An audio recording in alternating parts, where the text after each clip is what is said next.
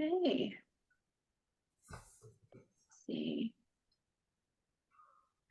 So tonight's presentation is critical components of digital transformation. My apologies, by Milton Krivokuca, president of Milton Krivokuca and Associates.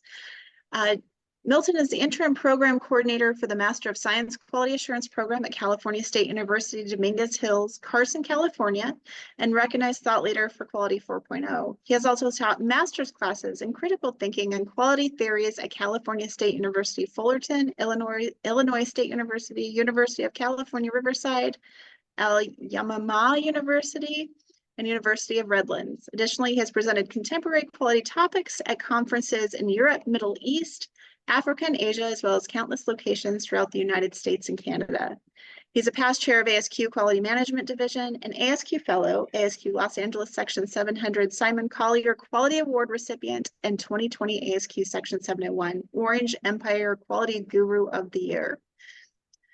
His advanced degrees include MA, MBA, and DBA, and he also holds many professional certifications. As I mentioned previously, he is president of Milton Krivokuca and Associates based in Wilmington, North Carolina, and senior QCTS instructor with QC training in Minneapolis. I am going to welcome Dr. Krivokuca to the stage to present his critical components of digital transformation. All right, Milton, it is all yours. Okay, well, thank you for that glowing introduction. I hope I can live up to it. Thank you for the bio. Okay. Let me, okay, you should be able to share your screen now. I have to stop your sharing, okay.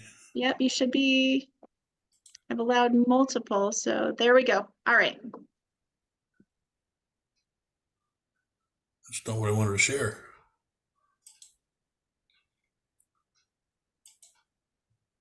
Saw your Zoom screen for a minute. Yeah. Yep. There we go. All right, we're all good.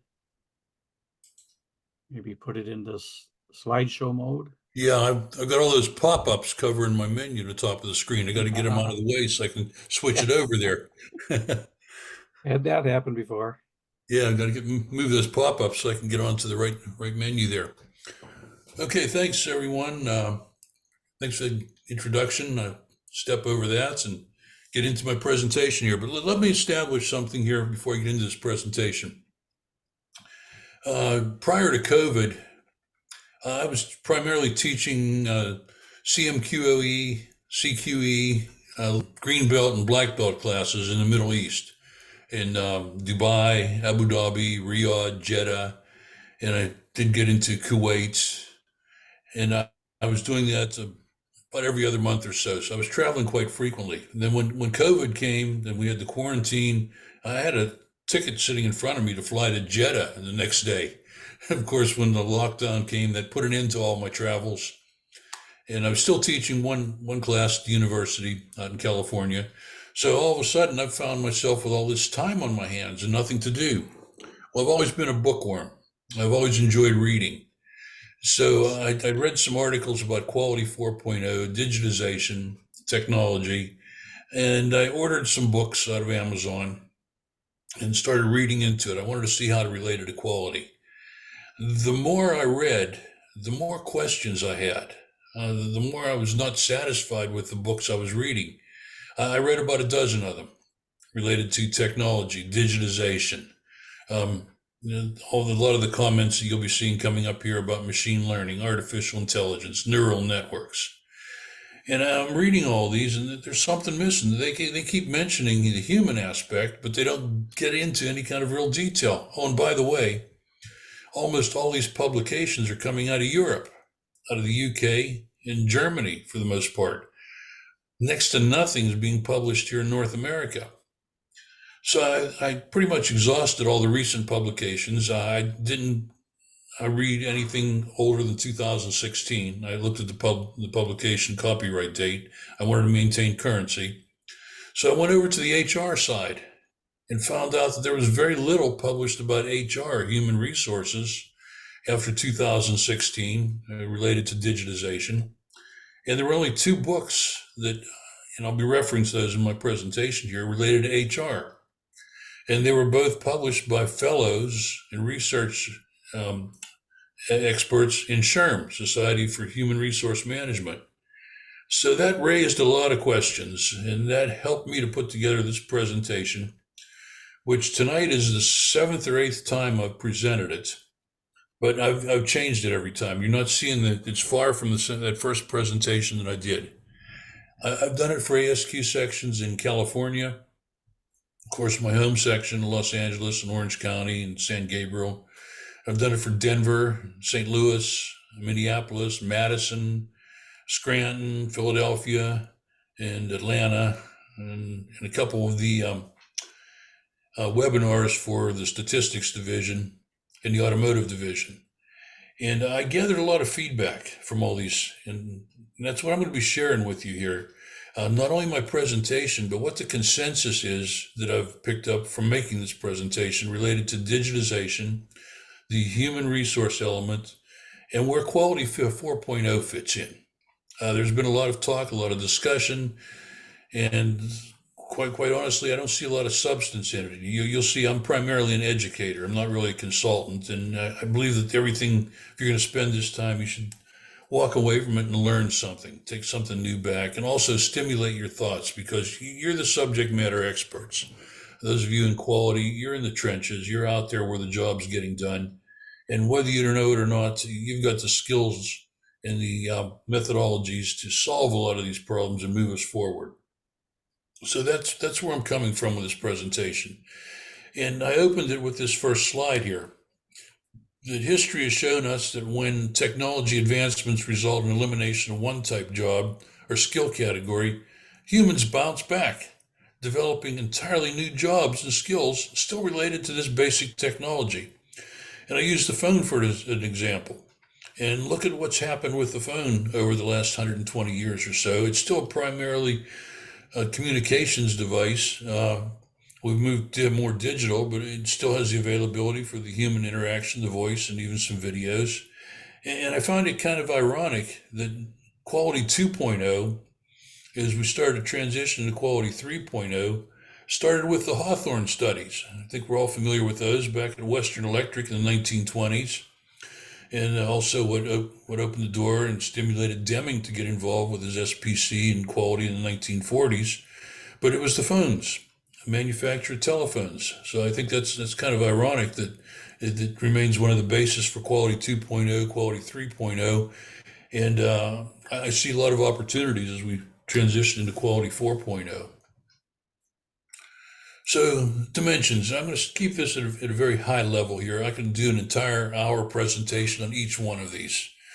But Quality 4.0 includes a technical aspect, a social aspect, and when I say social, there's still a separate one that's personal, us as individuals. The social aspects, the interaction that we have with our fellow employees, the members of the company, the culture of the organization, and we still need management. All right, and there's still management has to be in place to set up these processes, and they need to be in control. That's in a little bit in conflict with what the body of knowledge says about the leadership, and I totally agree that we need visionary leaders to move us forward, but someone needs to take control of it and keep it under control so that we can see and we can measure that we are moving forward. We're going in the right direction. And as I study and I learn about all these dimensions of Quality 4.0, I sit back and say, hey, quality management system includes all of these. ISO, the Baldrige Award, our hybrid quality management systems include all these elements. It's already in place. But now a new aspect comes in. We're talking about digital maturity. Digital maturity. These are the data scientists now that are getting involved, the software programmers, the data technicians. And they're recognizing that it refers to an organization's ability to quickly respond to the developments and shifting needs of technology. It requires an investment in tools and also human resources. We're not being completely replaced by robots that can best leverage new technology. So we're in the digital age and we're beginning to become mature in this area. So these are the concepts, and they're discussed. And I told you I read them over in, I don't know, several different publications, and they're all pretty consistent. But they then move on and they analyze how do we begin a digital transformation? These are guidelines. And here's the questions. I'm not going to read them all, but look at this. Do we have a clear strategic direction, vision, and objectives? Where are we in our digital discovery journey? Do we have buy-in?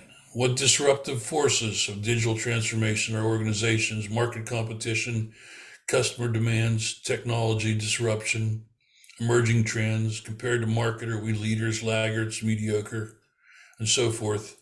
And I'm reading these and I'm looking at it. I said to myself, nowhere do they ever mention a quality management system. Isn't a quality management system, I'll continue to use ISO 9001 as a foundation, but aren't quality management systems in place to assure that we follow these steps? It doesn't have to be digitization, whatever our industry is, whatever our business is. It could be social services, providing assistance to the local food bank in the neighborhood, something of that matter. We still have a strategy, we still have a vision, and we have a journey. There's a discovery journey. It doesn't have to be digital. And it was kind of disappointing that they provided this information, but they never said how to do it. And they never mentioned to the readers, the audience, that, if you have a quality management system that's in place, that's current as to the ISO 2015 version, contact your quality manager, your quality department, collaborate with them and show them what you're trying to do and allow them to assist you. And by the way, that's going to be a theme you're going to see coming up through the entire presentation here. The lack of quality involvement as we move forward in digitization and applying human resources. And managers today in the organizations, when we talk about the digital generation that they're hiring coming out of college now, you're hiring the Generation Y, the millennials. They grew up in the digital generation, and a lot of the managers now who are the baby boomers and that are getting ready to retire, the Generation X's that are moving close to retirement, they think that when we talk about digital generation, that we imply their focus is a proficiency in numerical applications. And in fact, it is just the opposite. The digital generation are very much removed from proficiency in numerical applications. And that's why there are other areas which I'm going to be addressing, and you'll see when we get to that later on in the presentation, that move us away from the proficiency in numerical applications. Another model that we see in Quality 4.0, data science. It's all built around data science. And in this Venn diagram, the data science is in the center. And there to the right, we have statistics and knowledge. Analytics, that's already a big part of Quality 4.0. Business intelligence, already a part of existing quality management systems. So for Quality 4.0, we don't have to do much there. Business intelligence, that's quality as organizational excellence. In 2005, I believe it was, we transitioned from the certified quality manager to the certified manager of quality organizational excellence, which we included really the business intelligence as we expanded marketing, supply chain, and training and development as part of the quality body of knowledge. Then we move up to programming skills. All right, now these are pretty specific. That's not part of the quality body of knowledge. That doesn't mean that we can't incorporate it. We can't integrate it into those areas. So now when we move further inside the Venn diagram, we have machine learning, data engineering, and analytics. Well, two of the three major areas are already in place for quality. Quality is not mentioned in any of these areas as organizational excellence or business process improvement. It's just business intelligence. So I have some problems with this model. I agree with it, but I think it really needs to be changed. We need to get quality involved in here to show how all this is integrated. I mean, the Venn diagram does a nice job showing it visually, and it's easy to do, it's easy to look at, but how does it all happen? Now, in my first 5 or 6 presentations that I did, I had a breakout session. I showed you what I have now. It was a little bit different. I've modified it, as I said, over the areas. And we would break into, depending on how large the group was, 2 or 3, maybe even 4 breakout sessions for 10 minutes. And come back and do a quick debrief, just like we did here before the presentation started this evening on our pre-presentation breakouts. And the question we asked for discussion was, where do you see your organization's position in the journey to digital transformation? Over 5 or 6 different sections throughout the country, different geographic sections, and each one has a different, it's quite a diverse collection of different industries, and it's geographically diverse. But the comments coming back were very similar. Where do you see your organization's position in the journey? And the answers were confused, lost, struggling, not sure. I think we're on the journey, don't know, which is disturbing, not surprising, disturbing, where these are the quality people. They're the ones that promote the organizational excellence. They're the ones that integrate the entire the entire organization through a quality management system to pursue organizational excellence. And they don't have a clear understanding of where their organization is in their journey to digital transformation. There's more coming up on this, so I won't go into any more detail, but I would think the quality people would be actively involved in monitoring this journey, this implementation and planning, and providing assistance. Our skills with process improvement, our skills in problem solving, the whole collection of quality tools that we have. So I really wasn't surprised, but it's telling me that there are a lot of opportunities out there that we could be doing a lot better than we are. So from that area, that's like the first third. That's what got me thinking in my research and all the books I was reading, all the notes I was taking. And the published literature on the current business environment focuses on 2 elements, the human factors and the technological. By far, the technological factors are captured more in writing. They're published not only in books, but in a lot of white papers, conference proceedings. And something else disturbed me too, as you can see, I'm a real research enthusiast, is I was doing a lot of the online research because I really thought that would be my best source. And as I was getting into these publications, I found out that the majority of them related to the technological factors, the majority of papers, presentations that I was finding online were all sponsored by an organization that develops software, consulting organization. And underlying, as I read through them and connecting them later on after I read through the white paper, and I looked at what the company did, there was a lot of direct correlation. It was pretty much, I won't say it wasn't true what they were saying. They were actively reflecting what's taking place in the business environment, but they had a pure linkage to the products they were selling. It was a very, very well prepared marketing document. It wasn't really a pure research document where it would leave you open to evaluation. They were, not all of them, but the majority of them it was another marketing presentation. So I was kind of disappointed in that. Then I moved over to the human factor side. And on the human factor side, I found very little. And I'll just share with you basically everything that I found in those areas with just a couple of publications that were copyrighted after 2017. It just is not getting a lot of published attention in those areas. But to be successful, not only with the digital transformation, but any kind of transformation, you have to transform the culture in the organization. The digital transformation, it requires technology to develop a deeper understanding of business needs, not just superficial, but the depth and detail, because the data is there. It's out there. It's available, and you'll see as I get a little further into this, more than from the traditional places, traditional sources that we would look for data.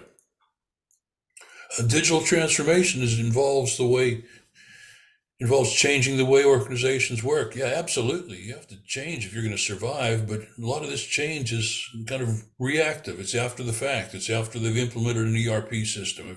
It's after we've brought robotics in. It's after we've applied, programs in artificial intelligence to existing activities that we do, maybe in our call center and in our customer service area. And it's after the fact. It wasn't a good job of pre-planning. Then we have people. And I've been to many presentations, I've been to conferences, and I've seen presenters that are telling I've attended one in Europe, the Czech Republic, just prior to COVID. And the keynote speaker came out and says, well, it's nice to see all of you, because in 10 years, none of you will have jobs. You're going to be replaced by robots. Artificial intelligence is going to completely, in 10 years, eliminate all the jobs you're doing. So it's nice to see you now, and good luck finding a new job in the next 10 years. I disagree with that. Going back to my first slide, changes are going to take place.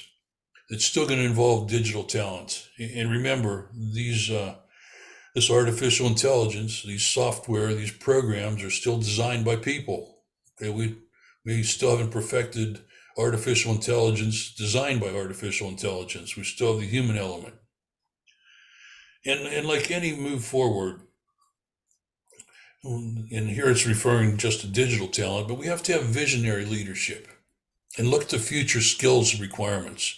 I realize that we can't exactly predict the skills are going to be needed in 5 to 7 years, but we've got a pretty good idea in the transition, what's taking place, what's going to happen. Undertake a skills gap assessment.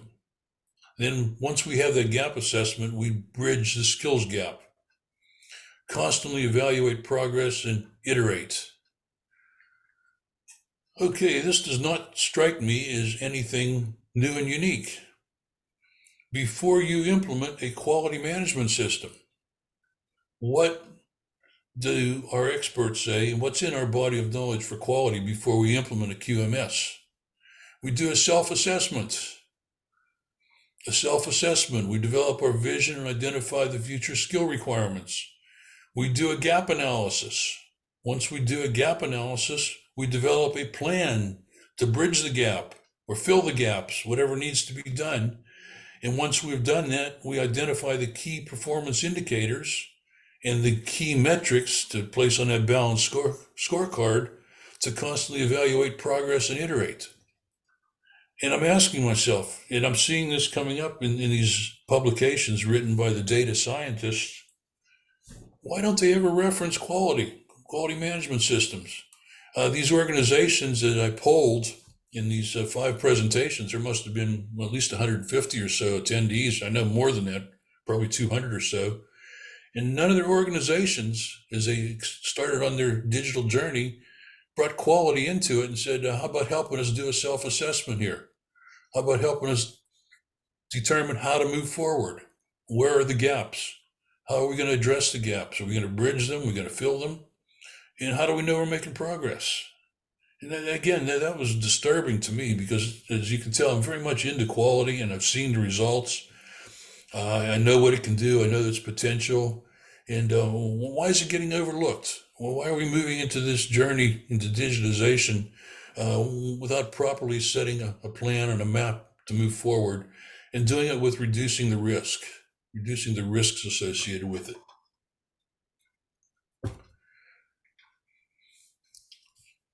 Back to digitization, talent requirements. Of course, it all starts with leadership, and I think we know that. The areas that they really focus on in the digitization and with the data science is informed risk-taking. And it's explained in a lot of detail what informed risk-taking is. Nowhere did I see anything about an FMEA, failure mode effect analysis, or decision tree, fundamental tools quality. They go on page after page after page about taking informed risk taking. And then they explain what a learning organization is and why it's important to focus on customers and partnering. And these are all written by data scientists. They're not being written by quality professionals. And I can see when you read as much as I do, and as you saw in my educational background, I have a unique perspective. As I took a master's course in literature, Renaissance literature. So I took the 3-year master's course and really how to dissect reading and look at the wording, and look at the structure. And I'm to the point now where I was asked to evaluate a book for the CQA. I was asked to be a proofreader for it.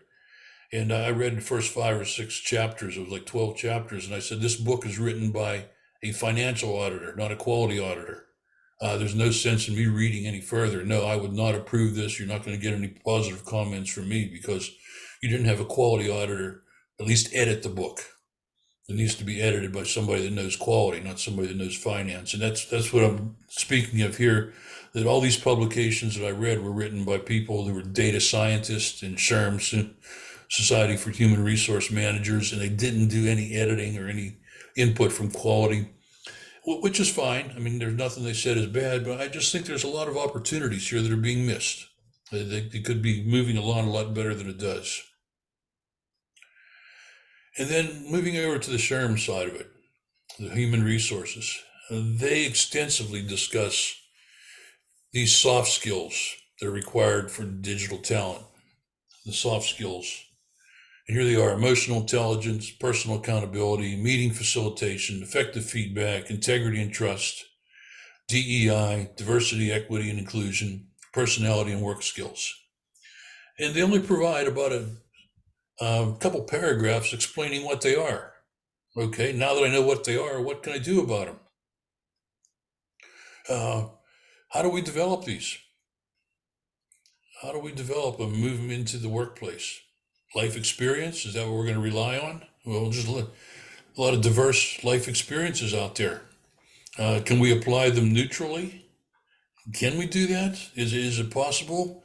Some areas might be more applicable to what we're doing than others. There's a difference between equal and equitable. And I won't go into that discussion, but are they applied equally or equitably? That's another topic for a presentation when it comes to soft skills. And here they are: team spirit, self-confidence, communication, empathy, trustworthy, assertiveness, inquisitiveness. The body of knowledge, especially for the CMQOE, touches on all of these.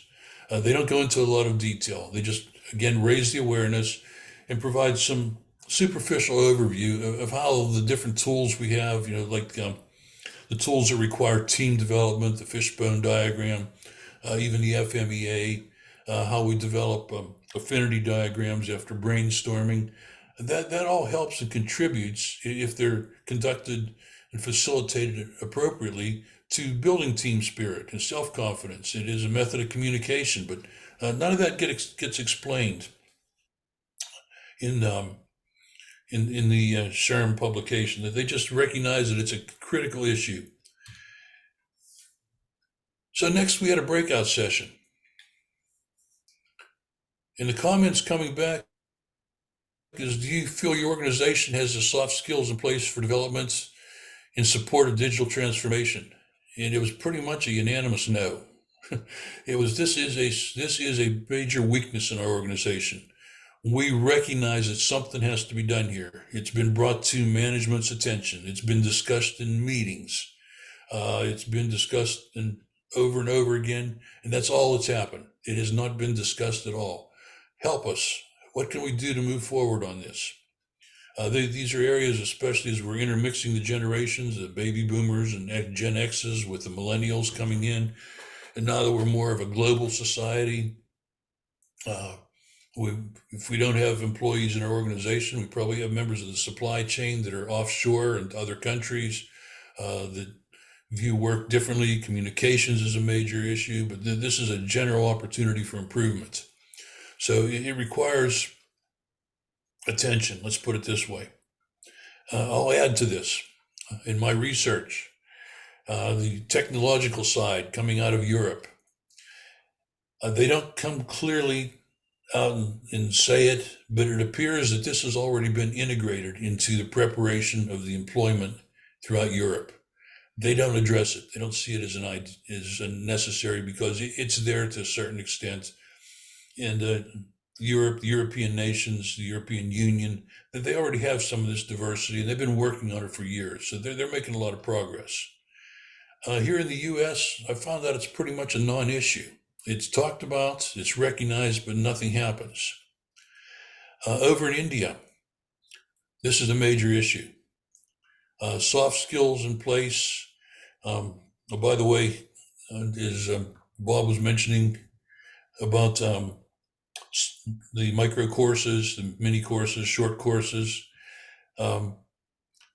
Soft skills is one that gets a lot of attention in India. I have an instructor in my program. Some of you might know him, Manu Vora. He's very active in ASQ, a fellow. He's been awarded a couple of the ASQ medals. He teaches for a couple of universities in India. And he said that every class he's taught in the last 2 years on soft skills has been maxed out. And in India, the classes max out at 100 students. So every session that he runs, and every time he runs a section, he's got 100 students in these soft skill classes. The employers in India are enforcing it. So I've had discussions with him, and I brought him to my university, CSU in California, and we developed a mini course, a soft skills mini course, basically the same course that he's offering in India that's getting maxed out. And we've offered it 4 times at the university. In fact, I've promoted it at ASQ's World Conference. I offered discounts to get people involved. And there seemed to be a lot of interest, but we've offered it 4 times and no one here in the US is enrolled. We're going to offer it one more time in the spring. And if we get no enrollments, we're going to drop it from the curriculum. It just does not seem to be having any interest here in North America. It's already integrated in Europe. India's on top of it. And I sent inquiries, excuse me, to my associates in China, the China Quality Program, and asked them for their feedback, their comments on it. And I'm kind of surprised they did not respond. I asked them what they thought about software or soft skills and quality and what's happening in China. And I never got a response. So I'm going to have to follow up with them. So this was an interesting breakout session. There was pretty much unanimous agreement. There's nothing in place to develop soft skills, and there's something that needs to be in place. And really, nothing has taken place. Nothing is happening. So let's move over again to the HR side. The 2 books that I referred to that I've talked about, HR Needs in Industry 4.0, Excellence in People Analytics. There's an entire book written by here, this Ferrara and Green. Kogan Page is out of the UK. Both of these are research fellows with SHRM, highly recognized, have published in multiple papers and books. The same with the Practical Guide to HR Analytics. The authors here, again, they're research fellows, published other books related to Society of Human Resource Managers, letting HR managers know that this is a trend. This is what they need to be planning for in their HR planning for their organization. And I'm not going into a lot here in this class, but I'm just saying the book is dedicated to the importance of people analytics. People analytics. And they said that you have to pay close attention to the voice of the employee. Okay, we in quality, we've been paying close attention to the voice of the customer. It doesn't take much to transition it over to the voice of the employee. Unstructured data. Aha. I'll show you here in a couple slides. We use structured data in quality. We've been doing this for years. What about unstructured data? Well, we'll look at that. Labor and talent market data. They provide a method for gathering the data, but nothing about analyzing the data, using quality tools, using a gap analysis, using a weighted matrix, a prioritization matrix, check sheets, Any one of the tools, they have nothing to mention of tools, just gather all these reports and read them. Don't transition anything into something that's visual, that's graphic. And then they go into a lot of detail on how to collaborate and gather productivity data. What has quality been doing for the last 30 years, 40 years? Isn't this a reason that we transitioned from quality 2.0 to quality 3.0? It wasn't this the foundation of the quality movement in the 1980s? Again, nothing mentioned in the book about quality. They just explain this as if it's something altogether new to them. They're moving into new territory and providing HR managers how to go out and gather this data. Then the other book, again, I won't go into a lot of detail here, but here's a statement. There's a lot of talk about big data, algorithms, automation. However, the value of this data is limited by your ability to extract information and insights from them. These are HR managers, okay? Extracting data, gathering information, getting insights, they need help. This is not their core competency. Organizations are using technology to collect more and more data. They need people capable of interpreting the data and extracting valuable information from them. They need people. Don't they have quality people in most of these organizations to extract that data, to make sense out of it? Isn't that what we do in PDCA, and isn't that what we do in DMAIC? And then they conclude, I quoted this directly from the book. Possible solutions include outsourcing, hiring interns, or part-time graduate students. Business elements such as IT and engineering may have expertise to assist with data analysis. What about quality? Isn't that what we're experts at? Why do they completely ignore quality, both in the data science and the HR? Both of them. I said HR does, but both data science and HR reflect a siloed approach.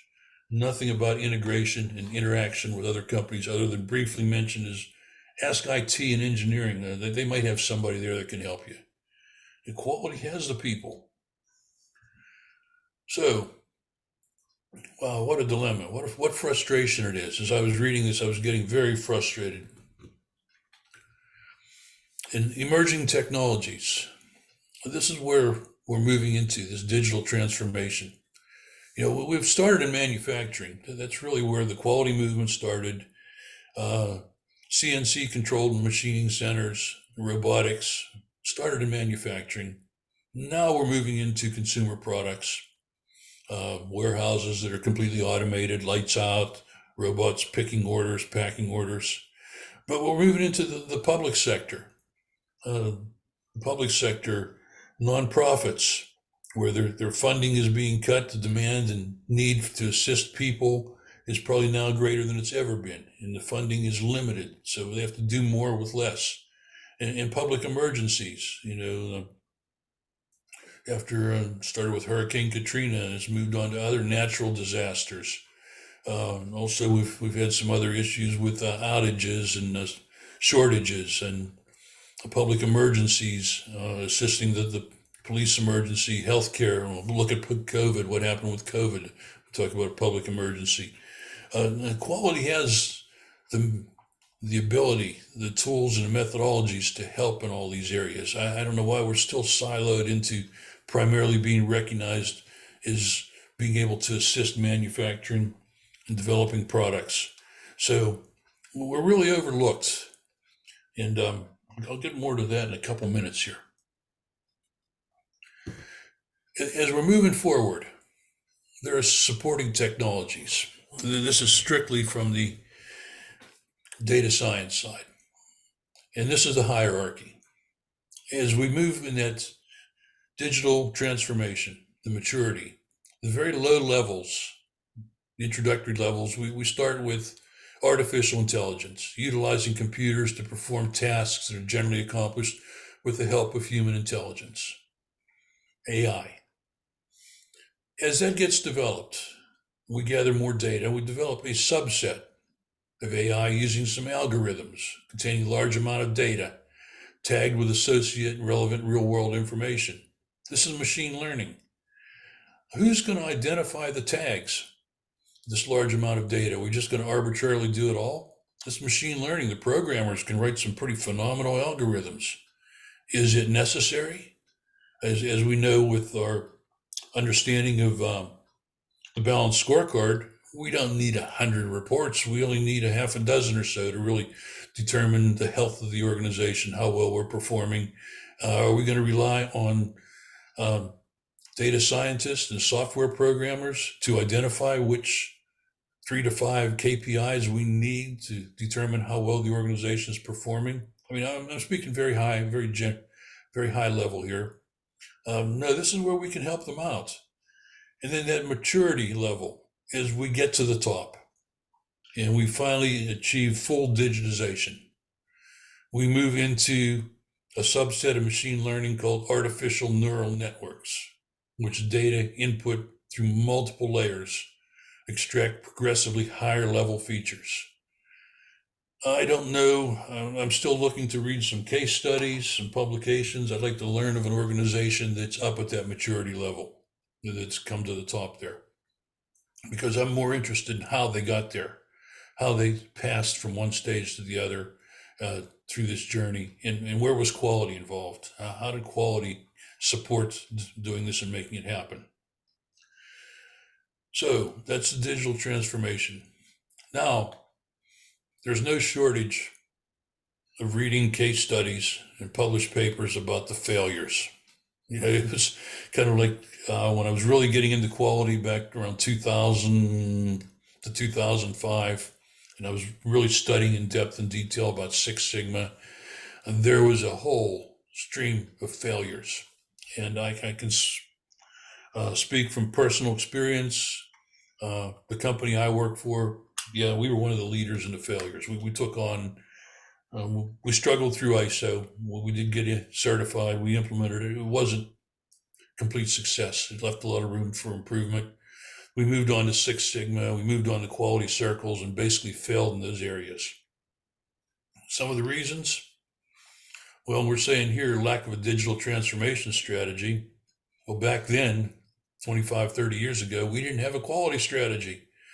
We just haphazardly started grabbing at what was hitting the headlines, what the quality circles that the Japanese were so successful on. Our company jumped all over, and well, it was a disaster. We were nowhere prepared for that. The company I worked for was a manufacturing company of turbo machinery, high-tech equipment into the oil and gas, the refineries and the power plants, and decided we're going to move forward on quality. And I was just getting into it at the time, and the company implemented Crosby's quality plan, had us all trained in Crosby's method.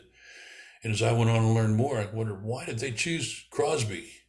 You know, Crosby, yeah, he's got a great program, but there's no numbers involved in it. He's got a very soft approach to quality. It works great for, you know, healthcare organizations or social areas because there's no statistics. It was 0 defects is all that Crosby was about. And like, well, that's not our company. It's primarily engineers. We're all engineers. We're very number driven. We should have implemented something based on Duran or Taguchi would have been much more appropriate to our organization. And of course, the Crosby event failed in a couple of years. It just didn't adapt to us.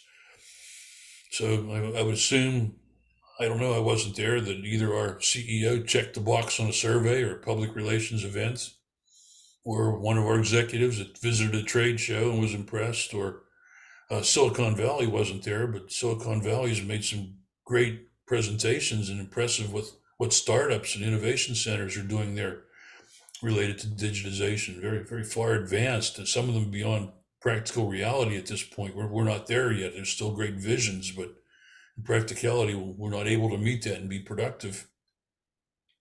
Or a management consulting company made a good sales pitch and really sold their product. Maybe that's what the Crosby representatives did, such a great job of sales that our management jumped all over that. And some employees are very passionate about it. And the problem here is if you get passionate, as we know, you get emotional. And you get too emotionally involved, you kind of lose objectivity, and you don't recognize the gaps. You don't recognize the hurdles that you're going to face. And then when you lose that objectivity, it's not as successful. I won't say it's a failure, but it's not as successful. And that's what quality tools help us do, maintain our objectivity. Then I like this one. These publications, both on SHRM and the data scientist, they said that whether you're doing the human analytics or your digital transformation, you should define the problem, define expected benefits, estimate the cost, identify risks, recommend preferred solutions, define and implement the approach, calculate the return on investment. 3 or 4 paragraphs in each one of these. So we've got 7 bullet points, roughly maybe 25, 28 paragraphs to provide executives on how to digitally transform or implement people analytics. Does this process look familiar? It looks to me a lot like Plan, Do, Check, Act, or loosely connected to DMAIC without the statistics. We as quality professionals, this is a quality methodology. We've been doing this for years. This is what we build our expertise on. Nowhere in either publication or either digital data science or HR do they ever mention PDCA, PDSA, or do they mention DMAIC? They just like they're reinventing the wheel as it fits for data science, or reinventing the wheel as it fits for HR. To me, it's a lot of work. This is pulling the data scientists and the HR managers out of their comfort zone, moving them into an area where it's not their expertise, and they're not going to be as proficient at it. And they again go on to say, to ensure that digital transformation is going to be successful, know what you're trying to accomplish, complete the right proof. Sounds like a KPI. Obtain support and resources. Well, yeah, if you don't have management support and we don't have a champion, it's not going to happen. Select initial teams and projects wisely. Well, that's discussed very much in the plan section of PDCA and define section of DMAIC. Align your culture and hone your team skills. Now that's a challenge. Okay, we have to identify what the culture is and make sure that we don't bring these processes in as they're written as a cookbook and try to apply them exactly as the cookbook. We have to adapt them to our culture. Do what you said you would, measure your progress. There's our metrics, our measurements, and scale cautiously. As Deming said, don't tamper, don't provide full scale or widespread changes. The culture and people can't handle them. And then they go into a detailed explanation of, here's your digital journey. This is what you have to do to achieve full digitization. It looks, maybe to the untrained eye, it looks impressive. To me, it looks confusing. I see it as a SIPOC. It's, again, for a very high level for a digital journey, you should start with a SIPOC and then break down subsets on that SIPOC into individual flowcharts where there's more detail. This is too much for senior management. This is too much for employees who are being introduced to what our journey to digitization is to comprehend at one time. This would scare me away. A basic SIPOC and then broken down into individual flowcharts. Again, quality concepts. And explanations are provided on how to develop a digital center for excellence. Highly recommended for every organization, a digital center for excellence. Many organizations do this. What happens? It develops as a silo. Okay, you have all the computer, I guess I'll use the term geeks, or the ones that are really the data scientists that are really into it. They're in these organizations and they're completely siloed, out of touch with the other functional areas. Rare cases do they become cohesive and integrated, but mostly they're insular. They lose touch with the needs of business because they're so focused on their digitization and their area of expertise. Why is it not an extension and worked into the quality management system? Why is it not part of the specific Quality policy, the strategy for organizational excellence and digitization included into it. That was my suggestion. So the quality body of knowledge, it's available. It's organizational excellence. We've got tools, we've got methods that are out there. They've been in place for years. They've been proven over the years. But as you can tell, I'm very much into quality. But I think our quality body of knowledge is a little bit too complex. It's cumbersome. There's too much in there. I proposed, in order to get attention, I added Quality 4.0, a paradigm for performance improvements, a paradigm shift. And I use these words because managers in most organizations, I don't know how many of you are MBAs, but if you attended a business school, you became an MBA, one of the things that was drilled into you is the MBA, the manager is forcing a paradigm shift in business today. And it's based on facts, fact-based decision-making to redirect your paradigm. I know I went through it, I got an MBA, it impressed me, learned about it in every class related to whatever the subject area was, but they never told me where to get facts.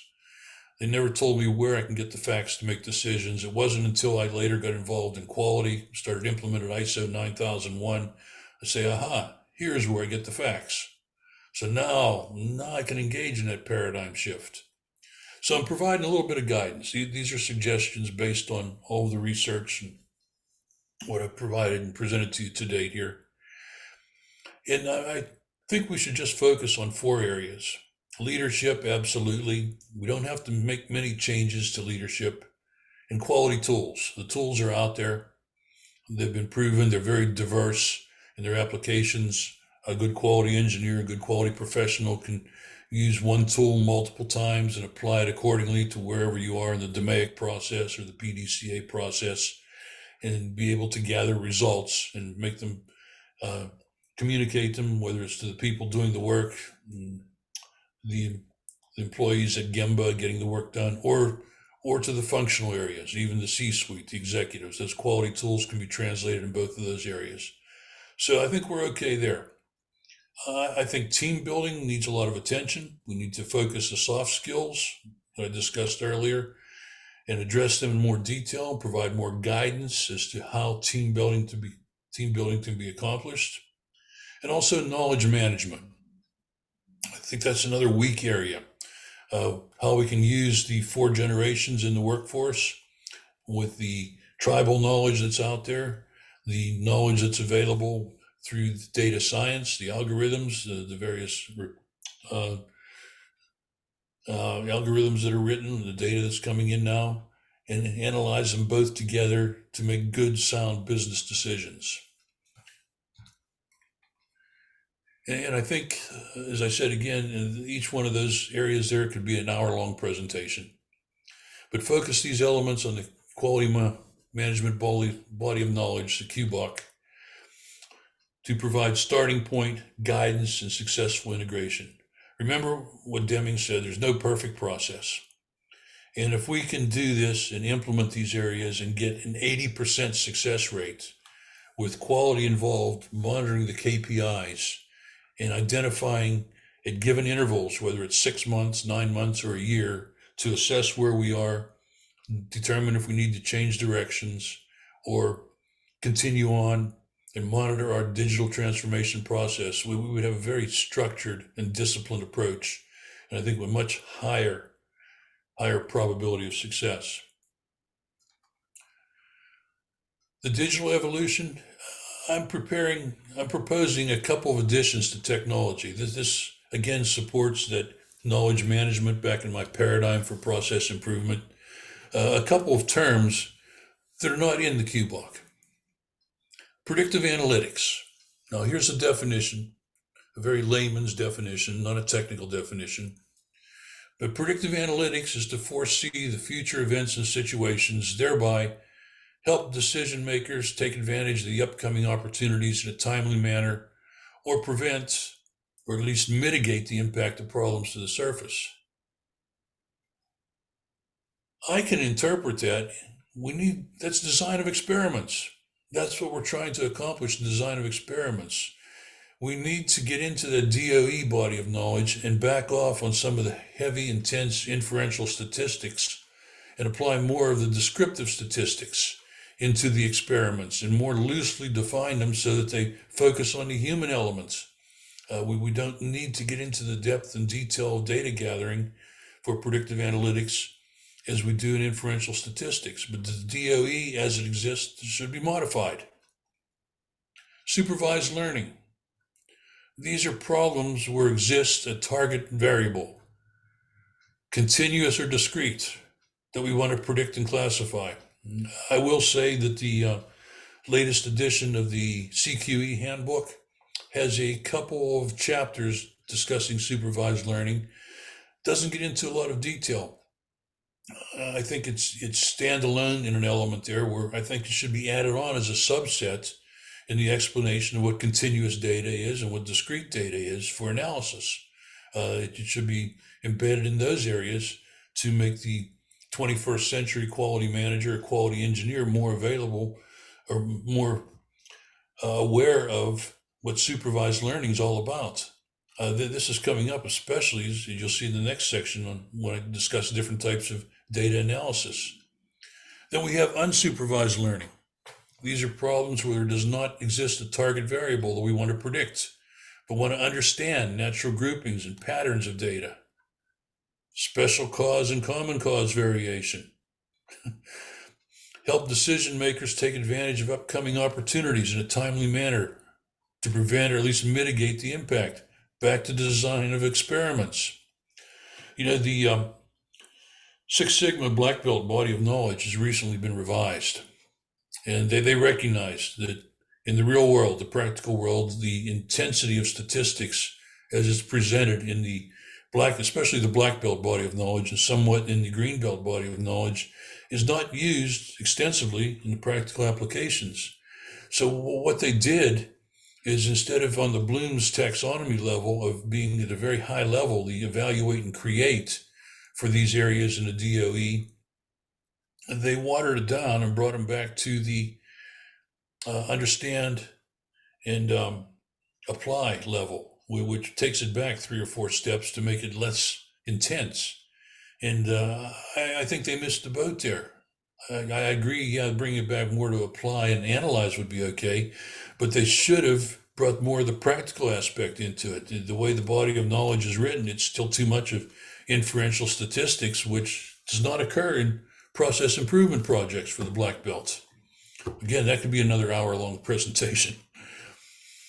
And the data for analytics, the data that we have out there, the structured data, we have the categories, nominal, ordinal, numerical, interval, and ratio. Anyone that's been through the CQE body of knowledge or any of Six Sigma, yes, those are the foundations. They've been in place. But if we're going to update to address Quality 4.0, we should identify unstructured data and get this included. And the unstructured data includes areas that are more textual, multimedia, images, audio, visual, XML, HTML languages. The amount of data coming in unstructured from the chat rooms, the social media. There are,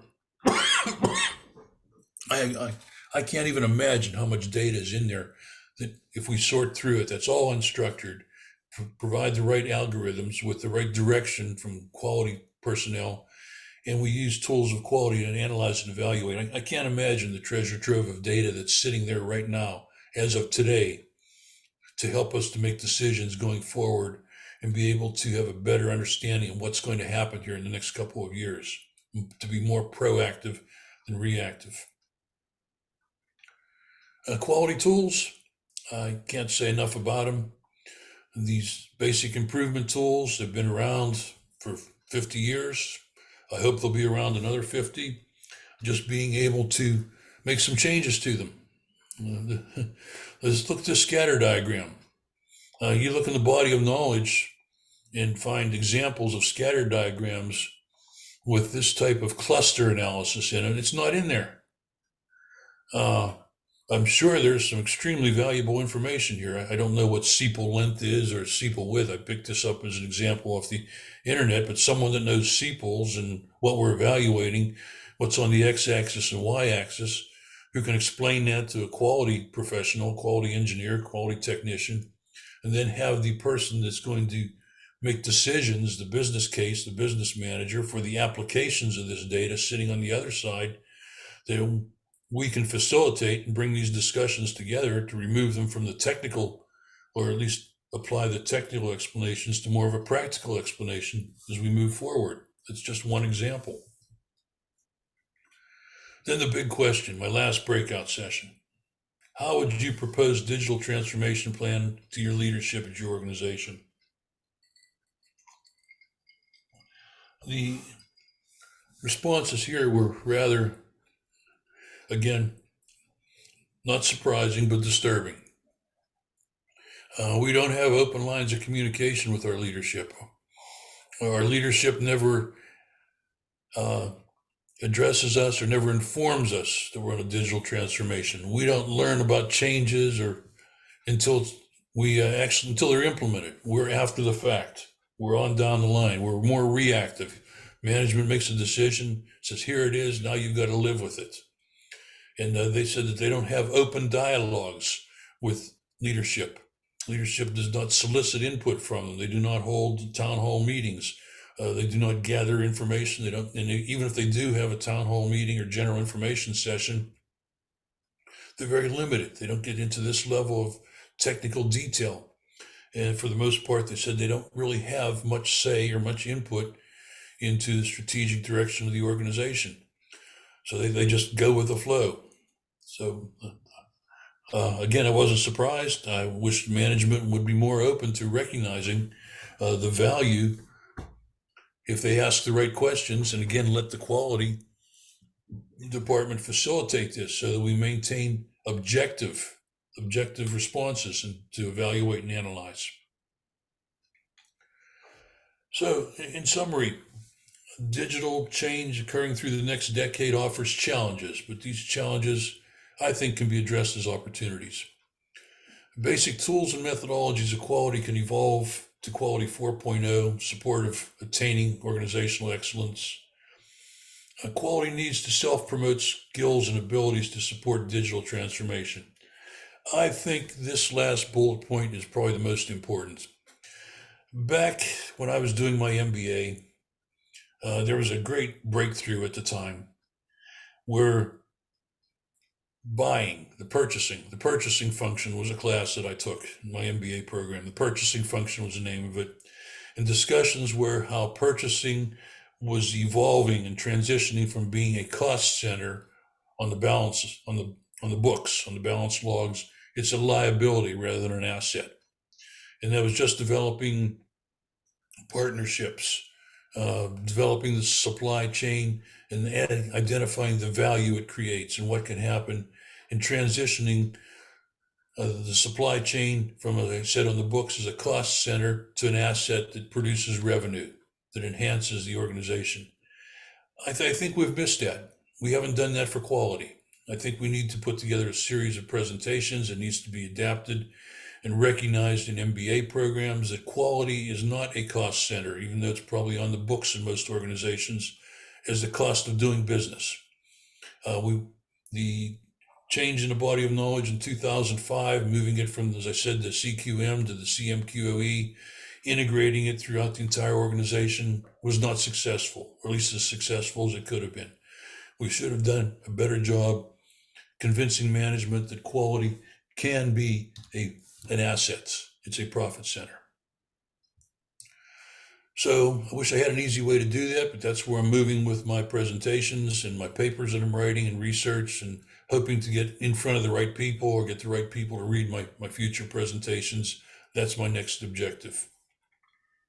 So in our digital transformation, where do we begin? How do we get there? What do we do to make it all happen? Well, have a good quality management system in place and follow the guidelines of the quality management system, and you'll be on your way. Just to let you know, these are the references for this presentation. quite a few of them. Out of those, I pulled out my 30 slides or so. As I said, it was very informative. You can tell I like to read. I took a lot of notes. I'm very enthused in quality. And I think that there's a lot of opportunities, but we need to sell ourselves to get us known out there in the business world. I see my time's just about up. I didn't leave much time for question and answer. Sorry about that. I got more involved than I anticipated. So that concludes my presentation. I guess I'll turn it back to leadership here as to what we do next.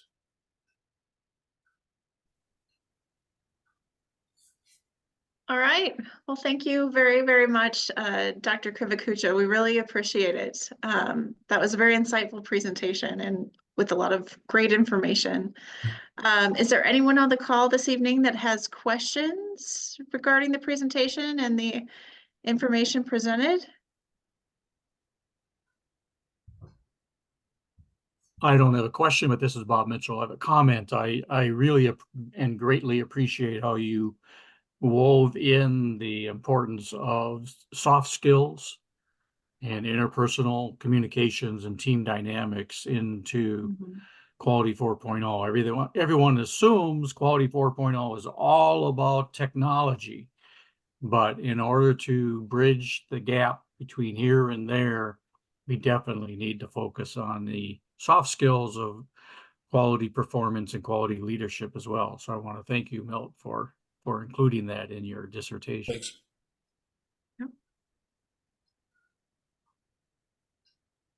Do we have any other comments or questions? Should I continue, or should I continue with my research, or am I going in the wrong direction and just say, break out the golf clubs and enjoy the rest of your life? I think you should definitely continue with your research. Like I said, this has been very insightful, and Bob did bring up a good point that I actually noticed as well, the importance of soft skills and good leadership when you are developing a great quality management system. And we do have some other questions in the chat as well. I will go ahead and read those. One person said, John said, how do we get other functions to think quality is important in their career as well as their life? I'm working on that. I'm conducting a lot of research. I hope to have some guidance or a plan in place soon, quickly. Okay, no one's giving me any pushback, telling me I'm going in the wrong direction. I wish I had an answer for you today, but I don't. And I hope to have one soon, at least a foundation, a starting point. Okay, great, thank you. And then we have Chuck, who asked, Dr. K, can you share contact info for the soft skills mini course? Yes, I am the primary contact. If you want to get in touch with me, you have my contact. And I'm going to discuss this with Robert here about these short courses that you're doing, because I've got some, I want to find out what you're doing. I want to share some of my thoughts with you. You might be able to take and move forward on this, but you have my email address on there. That's my personal email. If you send that to me, I can send you all the information about the soft skills, and hopefully we can get somebody enrolled in it. This will be the 5th time we're offering it, and 4 times nobody signed up, even though I offered discounts. And it's not real expensive, by the way. It's not real expensive. Is your email at the end of this slideshow or? The cover slide. Oh, okay. I can also put it in the chat too, just so folks have it.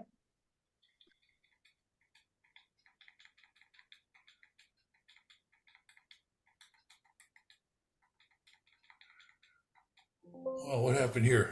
It went the other way. Uh-oh. I'll do another way here. There you go. There it is. Okay, perfect. Just add it here. I said I was really disappointed that I've offered this 4 times. I thought there would be a market for it, but it's not happening. Okay, yeah, the soft skills. I thought it was something that was needed. But Yeah, well, and what we've tried to do in the past, Milt, is during these program meetings is alternate month to month. 1 month our focus will be on a soft skill, and then the following month would be on one of the more traditional hard tools. So we too are consciously trying to promote the importance of interpersonal and teamwork, as well as learning the methods and tools within the quality body of knowledge. Yeah. I think to a great extent, the problem is that the general population doesn't understand what they don't know. They see the symptoms of a lack of soft skills being addressed. They understand the symptoms very well. They do not understand going back up the chain and understanding the root cause. Yes. Mhm. That's the issue. They don't have a structured, disciplined approach like we do in quality. And I Yep. think there was a question, like I saw here too in the chat room, I've got it open. What other skills can be acquired for successful digital transformation? Well, ask what digital transformation is all about and let them tell us as quality professionals, and then use our skills to integrate it and blend it in. As I said, I don't see quality 4.0 and digitization really any different. I went through quality 3.0 back in the 80s. That's whenever I was an intern and working my way through it. And I can draw direct correlations to what I went through at that time and when they were adapting Deming, Duran, and Crosby.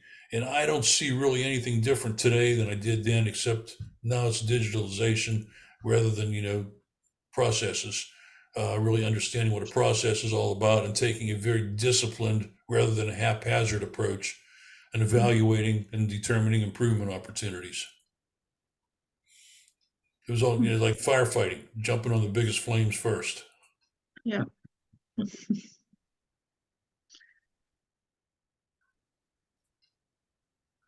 And then Gabe had a comment in here. As both a quality and a business ethics enthusiast, he's glad that you place an emphasis in future research on soft skills as well. So he agrees with you there. Thanks. And by the way, I was an MBA before I was a quality professional. I was a department manager. So I understand the business aspect of it. And I realize that the body of knowledge is very, very structured and very detailed, but it's the business world. We never have all the resources. We never have the time we need.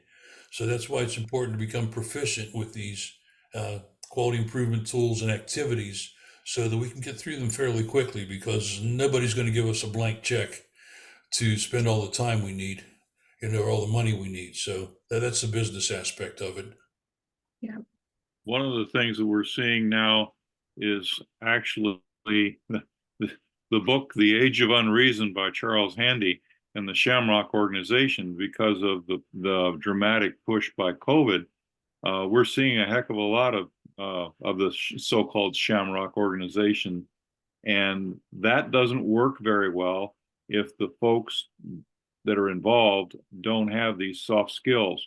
It's basically a test to see if the people involved have any soft skills, and it will show them up very quickly, much quicker than a normal hierarchical organization will. Oh, yes.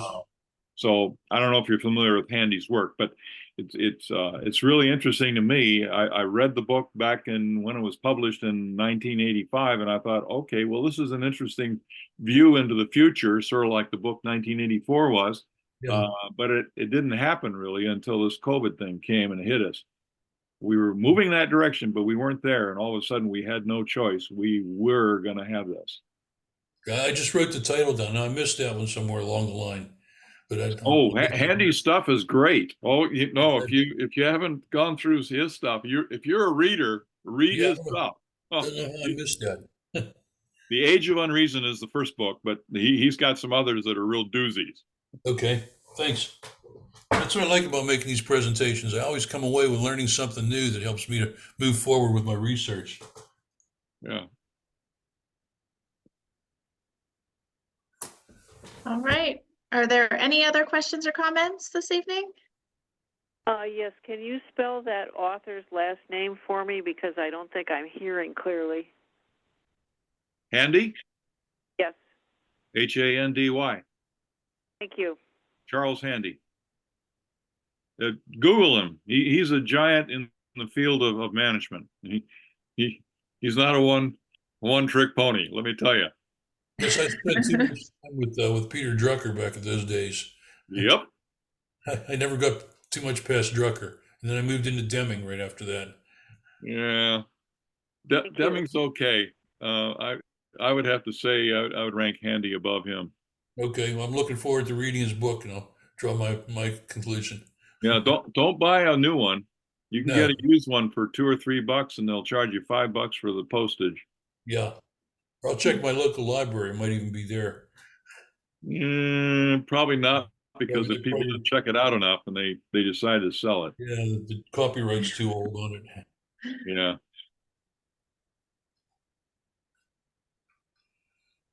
All right. Well, thank you again, Dr. Krivokuca, for joining us this evening and for your presentation and insights on digital transformation. We really do appreciate your time and appreciate that you decided to join the ASQ Phoenix section for this evening. Okay, yeah, thank you. I'm glad to be here. Thank you for letting me present and share the results of what I found over the past 2 years here. Was Yep, anyone we look- surprised with the outcome, by the way? No one seemed to be disturbed by the consensus I was getting on my breakout sessions. I guess I wasn't quite sure what to expect. Were there any other, does anyone else have any feedback for him? Oh, I think what you No. cited was the beginnings of some really fundamental inquiries that we need to make, because we got a lot of people who are looking at this AI thing as it's going to put an awful lot of people out of work.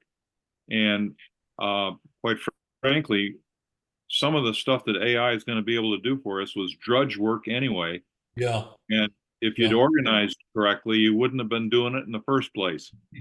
So I'm hoping that people, when they start doing the AI stuff, one of the major problems is that we don't have an easy way of translating what's necessary for the guys in IT. You know, the work that was done back at Wright Pat Air Force Base, they came up with the IDEF, an IDEF sub-0, IDEF sub-1, IDEF sub-2. That work needs to be redone into take into account what's going on in today's world, so that the IT guys can really apply their skill set in a fairly efficient manner. Right now, I got to tell you, I see them. It's a bunch of shotgun shots, and once in a while they hit something. yeah. That was the case back in the 80s. I'm sorry to hear that we're still doing that today. Yeah. And the thing is, we're so inefficient, but we're such a rich country, and you know, collaboration with the Japanese and the Europeans, we can afford to do this. I've done an awful lot of work in India, and when you come to solve a problem in India, you don't have to tell the people there's no money. Everybody walking in the room and sit down around the conference table knows there's no money. So we're going to solve this using our brains, and we're going to get damn clever. And it's a different culture. It's a very, very different culture. But I've done a lot of work in Germany and a lot of work in France. I used to work for a French software company, and the French think quite differently from the Germans. And you would think that they'd be somewhat similar, but they're not. And the Americans, we have an interesting approach too. So I'm imagining your work in the Middle East has brought to you some interesting Yes, cultural aspects. it has. It has. I could go on the rest of the night about that. So that's all I'll say. And I also did some work in the Caribbean, in Jamaica and in Trinidad. About a different perspective.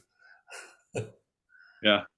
Well, my dad was a consultant to the Egyptian government, so I grew up overseas, and it's interesting just interacting with the kids in the British school that I attended.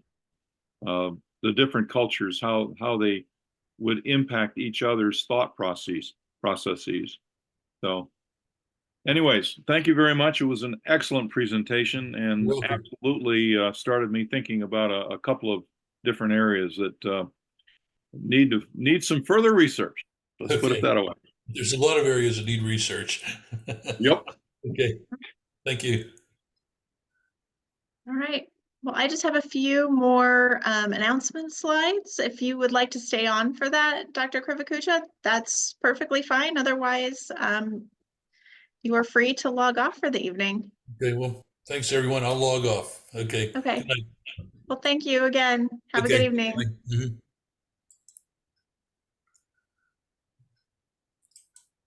All right, let me share my screen.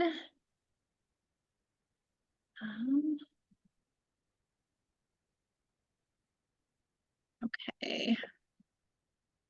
Whoops, too far. All right. This is just a reminder that you will have meeting evaluation surveys sent to you. Please note that they will be coming from a different email address this month.